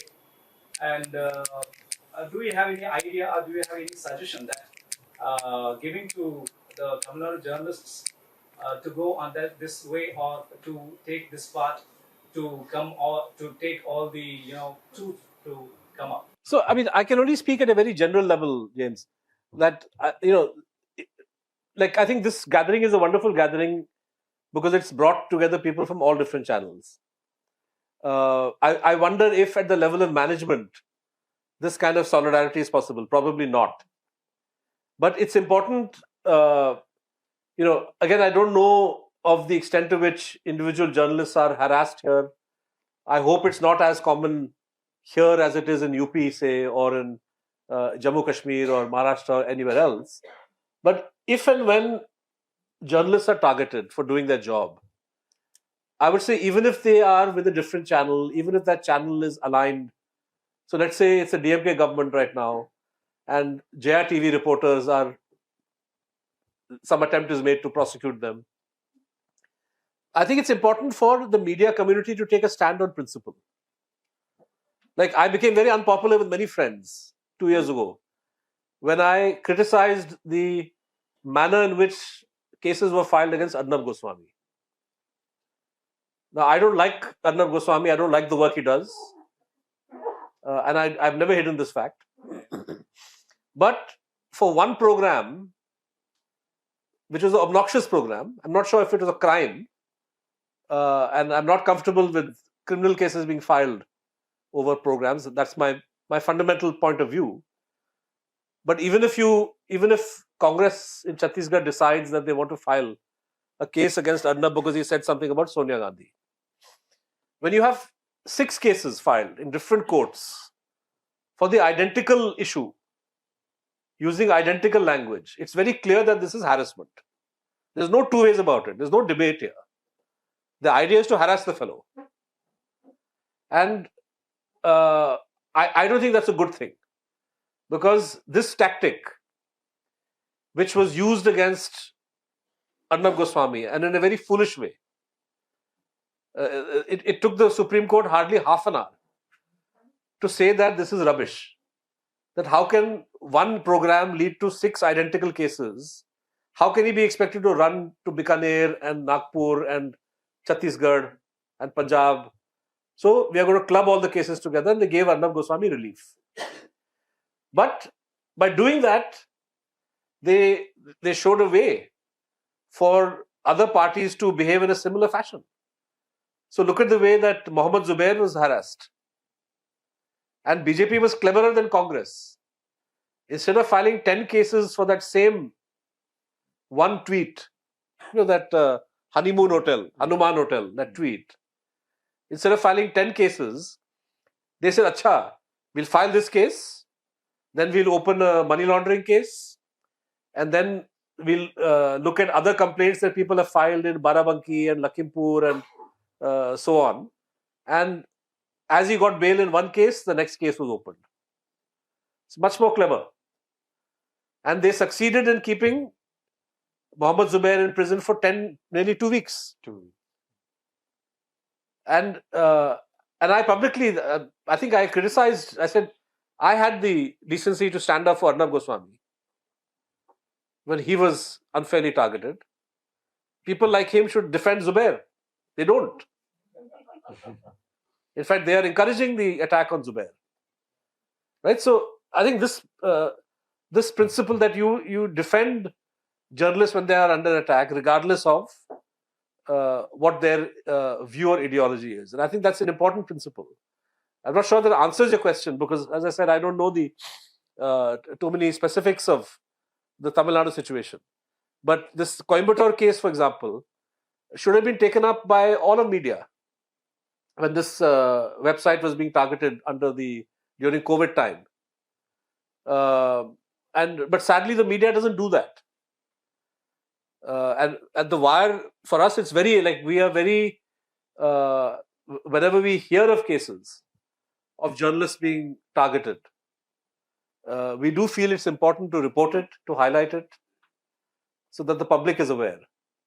And at the end of the day, it's the physical safety, it's your ability to do your job without being subjected to unfair and illegal pressure that matters the most.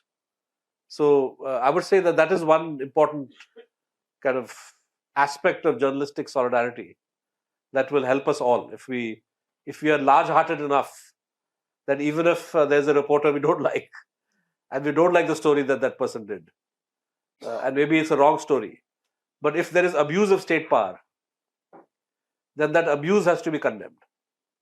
We should always be against abuse of state power. And for a very self-serving reason.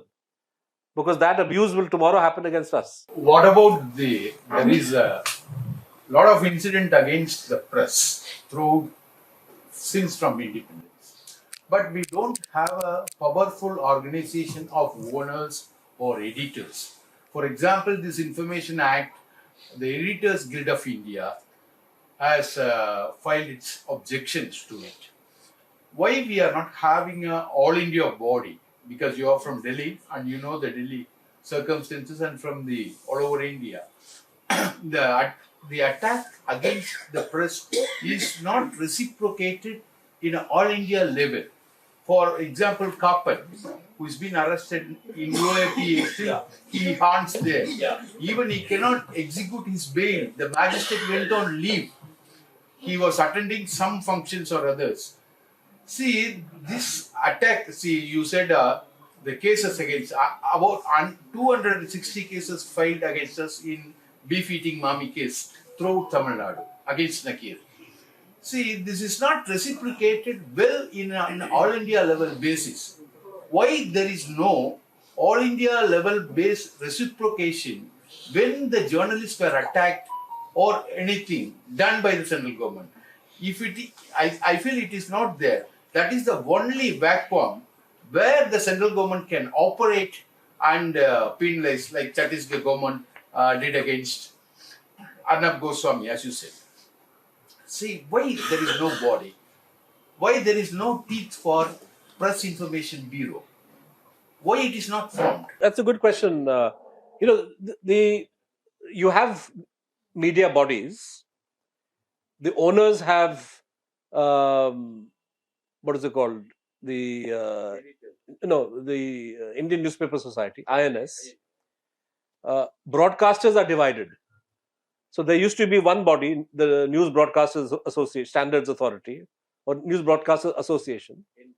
Then they had a fallout. Some people, they didn't like they had a kind of self-regulating mechanism, which was critical of something that Republic TV had done. So Republic TV exited. And so now you have different television bodies.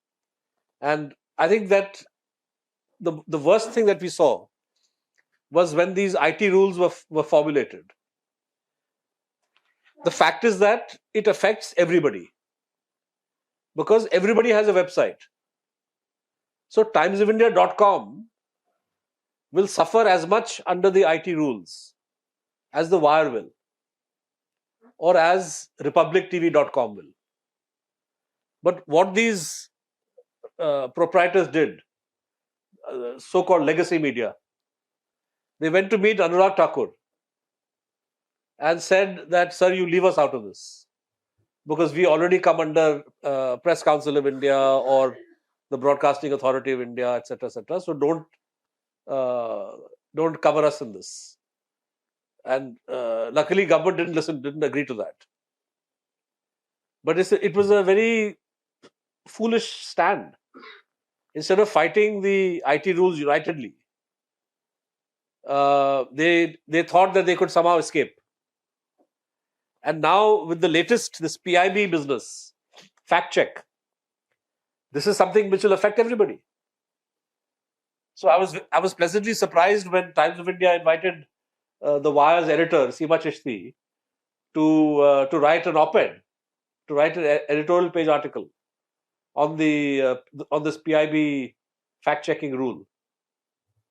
I thought that was a new turn for Times of India to not only want to raise its voice against this, but also to invite us to write in their newspaper. But it's very unfortunately, the problem today is that some media organizations are fully aligned with the government. So they actually fully support all these moves, and they know, and perhaps Anurag Thakur would have told them also privately that you don't worry about this. This is not, on paper it is for everybody, but it won't be used against you. It's like they have this rule for FDI in digital. Now, until 3 years ago, there was no restriction on getting foreign investment in a digital platform. So if you wanted to start a website in Tamil Nadu, you could get a foreign investor. And it was under the automatic approval route. So no permission was required. Whereas for newspapers, only 24% FDI is allowed, and for television, I think 70% or 75%. So government said that we are going to put a cap. We are going to introduce FDI for digital also, which is bad enough. But then they said this will be approval on case-by-case basis, which means that if some pro-government website like this Op India, if they want to get FDI, I'm pretty sure their file will be cleared very fast. But if somebody else wants to get, that approval will never come. It's like these judges. Judges that the government wants, within 2 days of the collegium recommending their names, they're sworn in as judges. And judges that the government doesn't want, their file is never cleared. So I think that the government is making very skillful use of the division within the media. And it's very unfortunate, because this weakens everybody actually. And but I don't see any easy answer other than at least those bodies which are determined to take a stand, that they continue to fight. And so far, I mean, like Digipub is there. We have raised our voice on this IT rules very clearly. And whenever we come across examples of violation of press freedom, Digipub issue statements. Editors Guild is very bold. A new thing, which is a new development, which is very positive, is that the press clubs have got activated again. I don't know about in Chennai, but the Delhi Press Club, the Press Club of India, has become very active. And Bombay Press Club, MPC, Mumbai Press Club, very active. So I think that finding ways to activate the press clubs, because these, journalistic bodies, sadly the journalist unions are quite weak across the country. But if we could find some way to activate those, there's always much greater strength in speaking collectively. It's much harder for the government to ignore.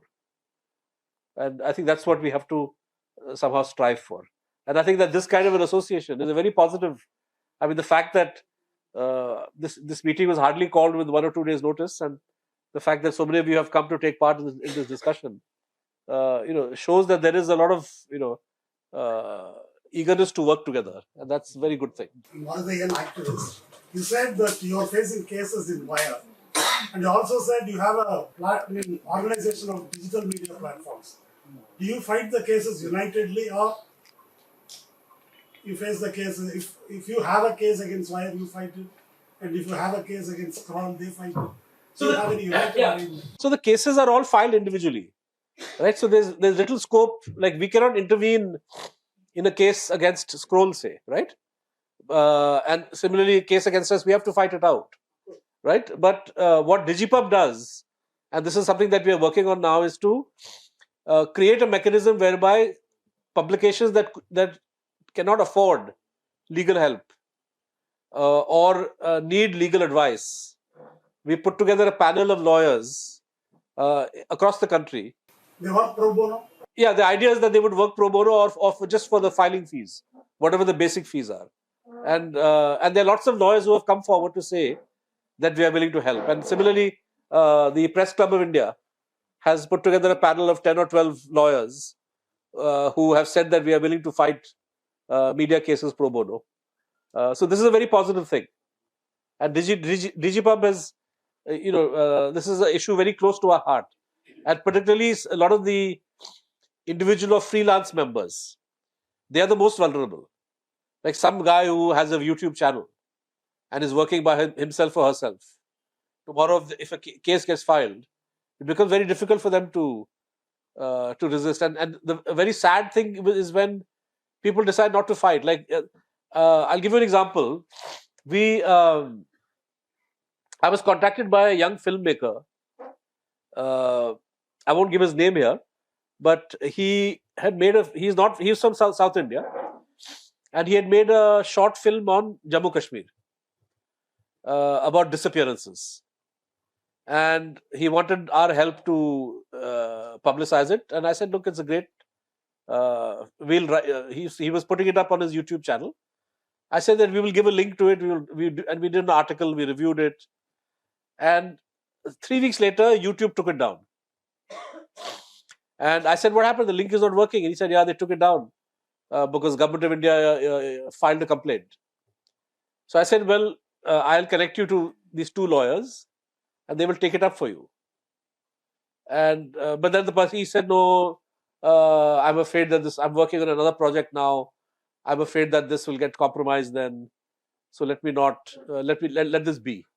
So I said, if you let it be, it just becomes worse for you and for everybody else. Unless you fight these and challenge these, the government's appetite is only whetted. But somehow he didn't want to do it. So you can't, we are very keen that for all freedom of speech and freedom of press issues, there has to be a legal fight. You can't allow this stuff to go unchallenged. That's why we took the lead in challenging the IT rules. And after that, I was very happy to see there's more than 15 or 20 cases that different media organizations have filed against the IT rules. And they've got stays, the good judgment of Kerala High Court, Bombay High Court, and so on. So I think there is some appetite. And the fact is that we need to coordinate legal strategy. We see that Rana Ayub is now sued for something, for contributions she got for COVID. Yeah. Why are maybe getting contributions or donations from several countries? Do you fear that FMLA cases can be? You see, the thing is that very different cases. Rana Ayub was collecting money as an individual for this kind of COVID relief. And I think the main charge against her is not under that this is foreign money, but that maybe she didn't. That is the enforcement directive. Yeah, so ED is more concerned how this money has been used, etc. And they have made some charges which she has replied to, but they're still harassing her, right? In the case of Mohammed Zubair, they tried to insinuate that Alt News was getting money from abroad, which it wasn't, because Alt News gets no money from abroad. In our case, we get money, see, as a non-profit, we are bound by the FCRA, Foreign Contributions Regulations Act. We cannot receive donation from any foreign entity. For an individual? No, any foreign individual or entity. So if, in other words, a non-Indian national or a non-Indian company or entity cannot donate to the wire. NRIs, Indians who are living in Gulf, for example, they can donate, and they do donate. And we basically verify that they have an Indian passport as a kind of precautionary measure. So we do the due diligence, and we are confident that, of course, to harass anybody, the government can do anything, but they'll not be able to fault us on this for sure. Can you have English subtitles for Arfaq? Yeah, so that is next. That is part of our future plan, definitely. It's a little bit expensive, but the idea is to do that actually, because we do a lot of Hindi videos and they're very popular, but they're not understood outside of the Hindi region. So this is definitely part of the plan. So in the next 1 year, I'm quite confident that we will have implemented that. Hi sir, my name is Deva. I'm working in Aransei. I'm asking a question about journalism, sir. What is the extent of journalists in bringing out the story? Is it does it stop in publishing the issue, exposing it to the public, and bringing out to the public discourse? Does it stop there, or journalists should follow it up and take it to the logical conclusion? Does it stop in bringing out a public discourse, creating awareness among the people, or the journalist should follow the issue and take it to the logical? Yeah, no, great question. I think that journalism is all about follow-up. You can't do a story and leave it at that. And often the follow-up is even more dramatic and tells you a lot more than the original story. So, of course, you say take it to the logical conclusion. Sadly, that's not in our hands. I'll give you an example from my own career. When I was at Times of India, we had covered this fake encounter in Jammu Kashmir, which took place in a village called Pathribal in 2000, March 2000, where the army and the police killed 5 people and said that there were 5 civilians, and they issued a press release saying that these guys are terrorists. And the villagers began to protest and say, no, these are our relatives. The bodies were exhumed and they were sent for DNA testing. So we covered the story until then. About 6 months later, I told my colleagues, look, we have to follow this story. What happened to the DNA testing? So we found a source in CFSL Hyderabad, and we made an astonishing discovery that the CFSL said that the DNA samples of the victims and the relatives did not match. Now, we were disheartened because that suggested that the government's original claim was correct. But then when we looked at the report more closely, they pointed out that there was a major discrepancy in the DNA samples. That a relative, the mother of the victim who had given her blood, seems to have been switched for somebody else's blood. Because these fools in the police, they didn't realize that when you do DNA of male and female, you can tell them apart. So these guys threw away the samples of all the mothers and gave their own blood to fool the system. But they should have got a policewoman to give blood, not their own, right? So we did a story in Times of India about how these DNA samples have been switched. And then it became a huge scandal in J&K. The CBI was called in. The CBI did a full investigation. CBI filed murder charges against the police and army officers who were involved. But sadly, and this is where I come to the thing that the final settlement is not in our hands, the government refused to prosecute. And after 10 years, the Supreme Court also said fine. So what do you do? So you can imagine the frustration of not just the reporters, but the families. That here is a case where the CBI is saying that there's a murder of innocent people. But the Ministry of Defense refused to give permission to prosecute the soldiers. And when the court gave them an ultimatum that either you give permission or you hold a court-martial, the army said, okay, we'll do a court-martial. They did a secret court-martial and acquitted everybody. And that's it. So when you do follow-ups, you should be prepared for disappointment. Because not every story will have a happy ending. There are many stories which have a happy ending. Like Machil fake encounter, finally, those soldiers were convicted. Sterlite seems to be going in the right direction. And a few other cases there are. But I think it is essential. The worst thing a journalist can do is to do a story up to a point and then drop it. You have to keep following. And I think the reason the Gujarat riots is still with us today is because journalists, activists, the families, everybody persisted. They didn't drop it. And, and the story is still not over, by the way. And one of the most foolish things that this government could have done, because once the Supreme Court said, no, the case is dismissed, and there's no evidence against Modi, that may have been the legal end of the matter. But they then went and filed cases against Teesta and R.B. Srikumar and Sanjeev Bhatt. So the government itself is keeping it alive. So I'm saying, so journalists have to keep following it.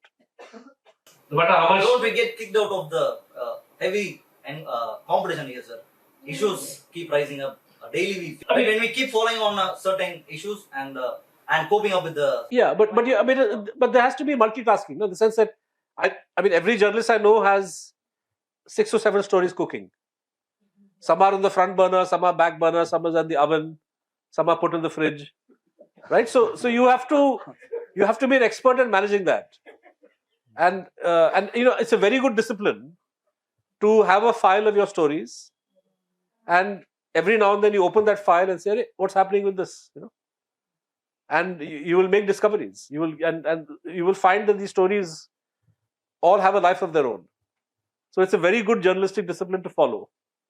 And also to, by the way, one very bad thing in Indian journalism is if somebody else has done a story, then we don't want to follow it. Like when I was deputy chief of bureau in Times of India and then chief of bureau in Hindu, every morning we would have a bureau meeting and we'll say, look, Statesman has done the story, Express has done their story. And the first response of the reporter is that, this is a non-story. And then they say, nahi, ye to kuch nahi hai, Or they say this guy is a racketeer or this, fake story. But it could be a very good story. And if we give up our reticence to follow up other stories, and for us at The Wire, this is because we have a very small team of reporters. Some of our best and most popular pieces have been when we pick up something that is on page 6 of Hindustan Times in a single column. And we say, let us do this thoroughly, And you find it's a much bigger story. So I think you should always be on the lookout for what the papers are published, because not every news editor has the same sense. And sometimes newspapers or TV channels deliberately underplay stories. They don't want to cover it. But they can't suppress fully either, right? So they'll give 2 paragraphs. So you take that 2 paragraph and you make a big story. So I think following your own stories, following other people's stories, it's a very, very good discipline. Last question, sir. Heard your phone was Pegasus spyware was installed in your phone. Yeah. What is the status of it, sir? Thank you. So the status of that is, there was a Supreme Court committee which submitted its report. Report is secret. Ramana, who was Chief Justice, he said that they found malware in at least 2 phones, but they could not say if it is Pegasus or not. Obviously, they can't say because, like a good Sarkari committee, they will certify it as Pegasus only if the Pegasus company says, yes, this is ours. And they will never do that. But the fact is that the court has recorded that at least 2 phones had malware. And I'm very confident that of the 7 or 8 phones that were given, one was mine, one was Paranjoy Guha Thakurta. And we had confirmed proof through amnesty of Pegasus on both of our phones. So one day that report will come out. And of course, it's going to be very, very damaging and explosive. I wish Prashant Kishore had given his phone to that committee. Because it's one thing to target or harass a journalist. Believe me, when you target an opposition leader, and Prashant Kishore was targeted with Pegasus during the West Bengal election. That is an electoral malpractice. Because you use public funds to spy on a rival party. And President Nixon had to resign for a crime of that kind in 1970s. And what Modi has done is 100 times worse than Watergate. Because nobody accused Nixon of using public money. There was no accusation that US taxpayer money was used to finance the break-in at the Watergate Hotel. And whereas here, public money was used to buy Pegasus. Government officials were used to deploy it. They're the ones, the people monitoring the Pegasus are probably IB and RAW. So you have government servants doing a political party's dirty work in an election. And this is a convictable offense. Indira Gandhi was disqualified for something much less damaging. Which is why Modi and all will never allow that file to progress. So as of now, I'm not very optimistic. But the current Chief Justice seems to be reopening many of we hear that the electoral bonds case is going to be heard and so on. So maybe this file will also see the light of day. Actually, inga naanga independent medias run பண்றோம். அதுல இருக்கிற பெரிய சவால் என்னன்னா we have language barriers.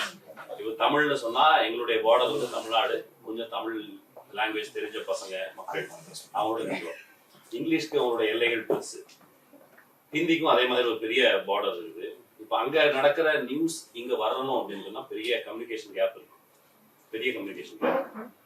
அப்போ இங்க இருக்கிற மீடியாஸ்க்கு visibilities கம்மி. அங்க இருக்கிற நியூஸை நாங்க எடுத்துக்கணும் அப்படின்னு சொன்னாலும் இங்க இருக்கிற ஒரு பொலிட்டிக்கல் என்விரான்மெண்ட் வந்து அதை தடுக்கும் பெரும்பாலும். அப்போ ஒரு கொலாபரேஷன் இங்க இருக்கிற இண்டிபெண்டன்ட் மீடியாஸோட ஒரு நியூஸ் எங்க டிரான்ஸ்ஃபர் பண்றதோ அல்லது ஒரு கொலாபரேஷன் அப்படி ஏதாவது ஐடியா இருக்குதா? Collaboration panla. We do, in fact, I'll answer in English only, but we have ongoing, like initially we thought that we can make some money by syndication, but then we said that it's better to just give. So in Karnataka, there are a couple of websites that regularly use our stuff. In Andhra Pradesh, We have been doing. so in Kerala, Tamil Nadu, and Odisha, everywhere actually. We publish the Wire Urdu as a website, and we find that virtually all the Urdu newspapers in the country regularly are using the stuff.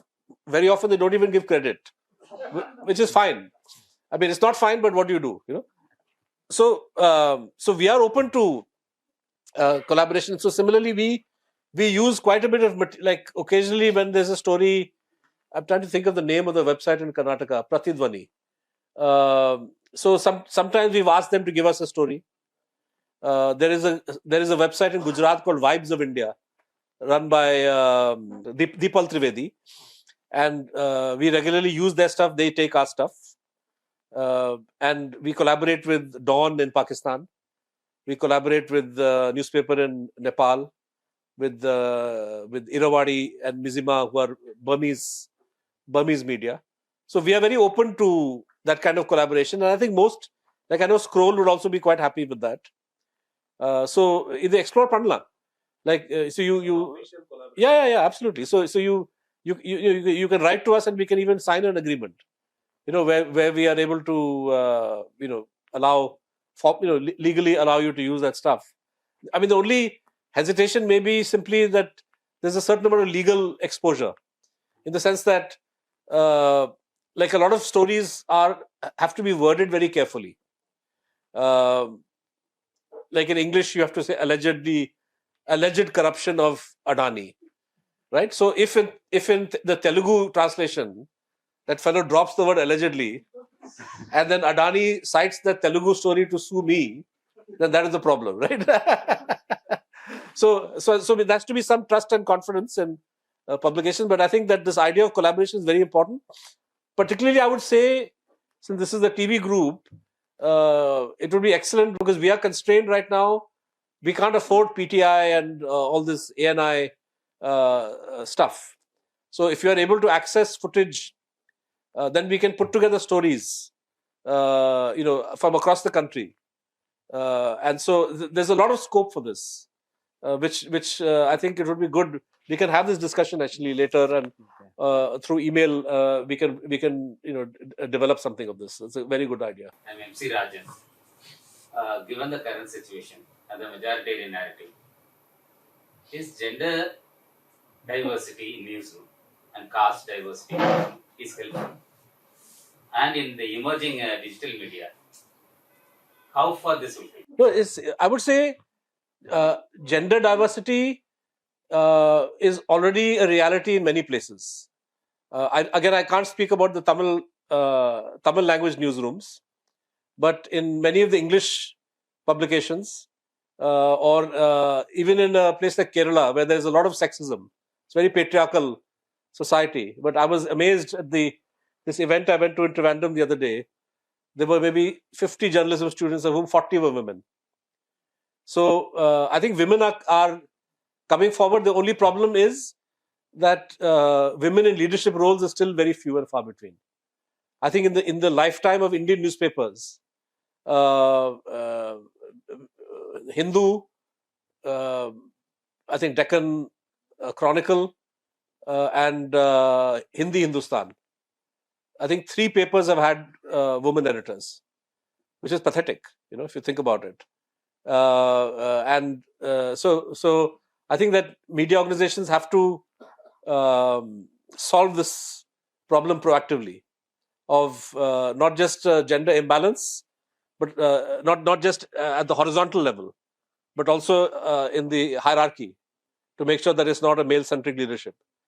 The caste diversity is even more important, I would say, because today the situation is that you do not have caste diversity. Again, I can't speak for Tamil Nadu, but in English and in Hindi, there's a very high domination of upper caste Hindus. and the problem is also compounded by the fact that there's a lot of casteism. It's not a passive, not just the presence of Savarna, but a lot of them, like we've heard many stories, and this has also been documented. A lot of casteism in the newsroom, the kind of comments that are made, and the way in which that affects the choice of stories. This is a serious problem. A few years ago, we had a meeting at ACJ, and we even issued a document called Taramani Declaration, where there were, I think, 3 or 4 editors and a few reporters, and the idea was to build a situation where we would have a conversation with all the big publications that they need to be proactive about caste diversity in the newsroom. But sadly, that initiative didn't go very far, and there's a reluctance. The big papers are not interested in, like they cling to the idea that everything is done on the basis of merit. But the fact is that most hiring happens based on who you know. It's very rare at senior levels. When is the last time that you saw an ad that newspaper is looking for an editor, or newspaper is looking for senior? Like you have recruitment at the entry level, but at the mid level or higher level, mostly it's through word of mouth, who you know, and that is of course a recipe for the replication of caste hierarchies. So Brahmins will get Brahmins, Punjabi will get Punjabis. This is the reality, and of course SC/ST are the biggest sufferers and losers in this. I think it's also important to create greater, to give a push in journalism institutes. Like I know that a group of people have been working with ACJ to make sure that every year for the SC/ST students who get in, that they have full financial support. And if they need a computer, then they get the computer, etc., etc. And money has been raised for that by some well-meaning journalists. But this is not institutionalized. And I think it's important that a large enough cadre of SC/ST journalists come out from the journalism institutes and then find a nurturing, welcoming environment in media organizations, which today does not exist. I mean, I would say it's not necessarily the case that there is conscious caste discrimination, but it's just the informal, the chalta hai, that they don't want to put ads, they don't want to go out of their way. So you then, if you're looking to make a recruitment, you just see, okay, who's available, and because you operate in your own bubble, your own circle, then you hire somebody who's from exactly your own background. And that's a big problem.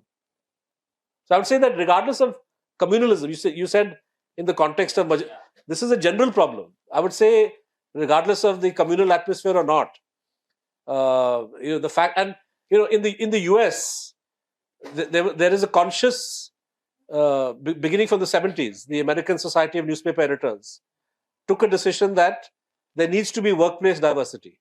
There have to be more women, more African Americans, more Latinas, Latinos, so that the newsroom gets a greater diversity of life experience, and that helps journalism.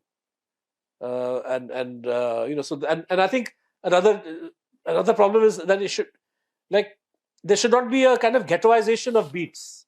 So it should not be that when you have a woman, a reporter, like very few women reporters have been, I'm talking of the national press, covering Home Ministry and Defense Ministry. You see very few women in those beats. I think Vijeta Singh, who does Home Ministry for Hindu, may be the only senior woman in a big publication. Or maybe there are a few others. Neetu Jain used to do it earlier for TV18. But generally there would be this idea that, just like in government, Sushma Swaraj was a rare woman who became External Affairs Minister. Otherwise, in all these parties traditionally, the senior woman politician would become Minister for Women and Child. And that's it. And even somebody like Salman Khurshid, in the first Manmohan Singh administration, was Minister of Minority Affairs. Only later they said, okay, bring him to external affairs. Whereas his natural ability was with external affairs. But because he was Muslim, they said, you go to minority affairs. So this mindset also is very wrong. We have independent journalists and also mainstream journalists here. There is a opinion that independent journalists are not at all organized. They are not coming under any law, and they are doing whatever coming up in their mind. And some politicians are using that to create a tussle between these two groups, between the individual journalists, independent journalists, and the mainstream journalists. Some politicians used to create some morons between these two groups and make them fight. I think we should have a union, because recently a politician from BJP, Tamil Nadu, when we were questioning him in the press meet, he addressed that you don't even have a union. Who are you to question me? He asked to us. And I think the man who got abused on that press meet by that politician is here.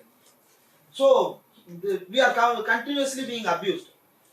But we believe a union between us, the union of independent journalists, or a collection of independent journalists should be there to address our common issues. And we as independent journalists in Tamil Nadu, with our context, we are trying to build something. But we cannot go further. It is stopping at some point. We believe you as a senior independent journalist in this field should initiate some progress for that, and should bring some other independent journalists to this forum, and we should make a common forum to address our issues, to address when an independent journalist for example, if Zubair is being abused by this government, the independent journalists are the only community which voiced out for him. When any particular thing is happening against journalism, the independent journalists are the one who is voicing out for that. I believe we should form a common forum for that, to discuss our issues and to discuss our future and to move forward. Okay. So I think we need to be clear about terminology first. By independent journalist, do you mean freelance journalist, or do you mean a journalist working for an independent news platform? Both. Okay, so because there's a difference. Like, in my view, Zubair is not an independent journalist. Zubair works for an independent news platform. Same with The Wire, right? But there are lots of freelance journalists. So maybe we need to have a clear terminology. But I would say that in an ideal world, journalist unions should be open to everybody. Like in Delhi, we have Delhi Union of Journalists. You do not have to be an employee of Times of India or ZTV or whatever to be a member of DUJ. You pay your dues and you become a union member. So I would say that creating a union of journalists, I'm sure Tamil Nadu already has one probably, or several, but there should be a union of journalists.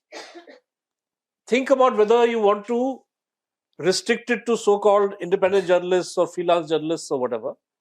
Because at the end of the day, the problem, it is not this politician is wrong or this person is wrong who says that the laws are different. They are not different.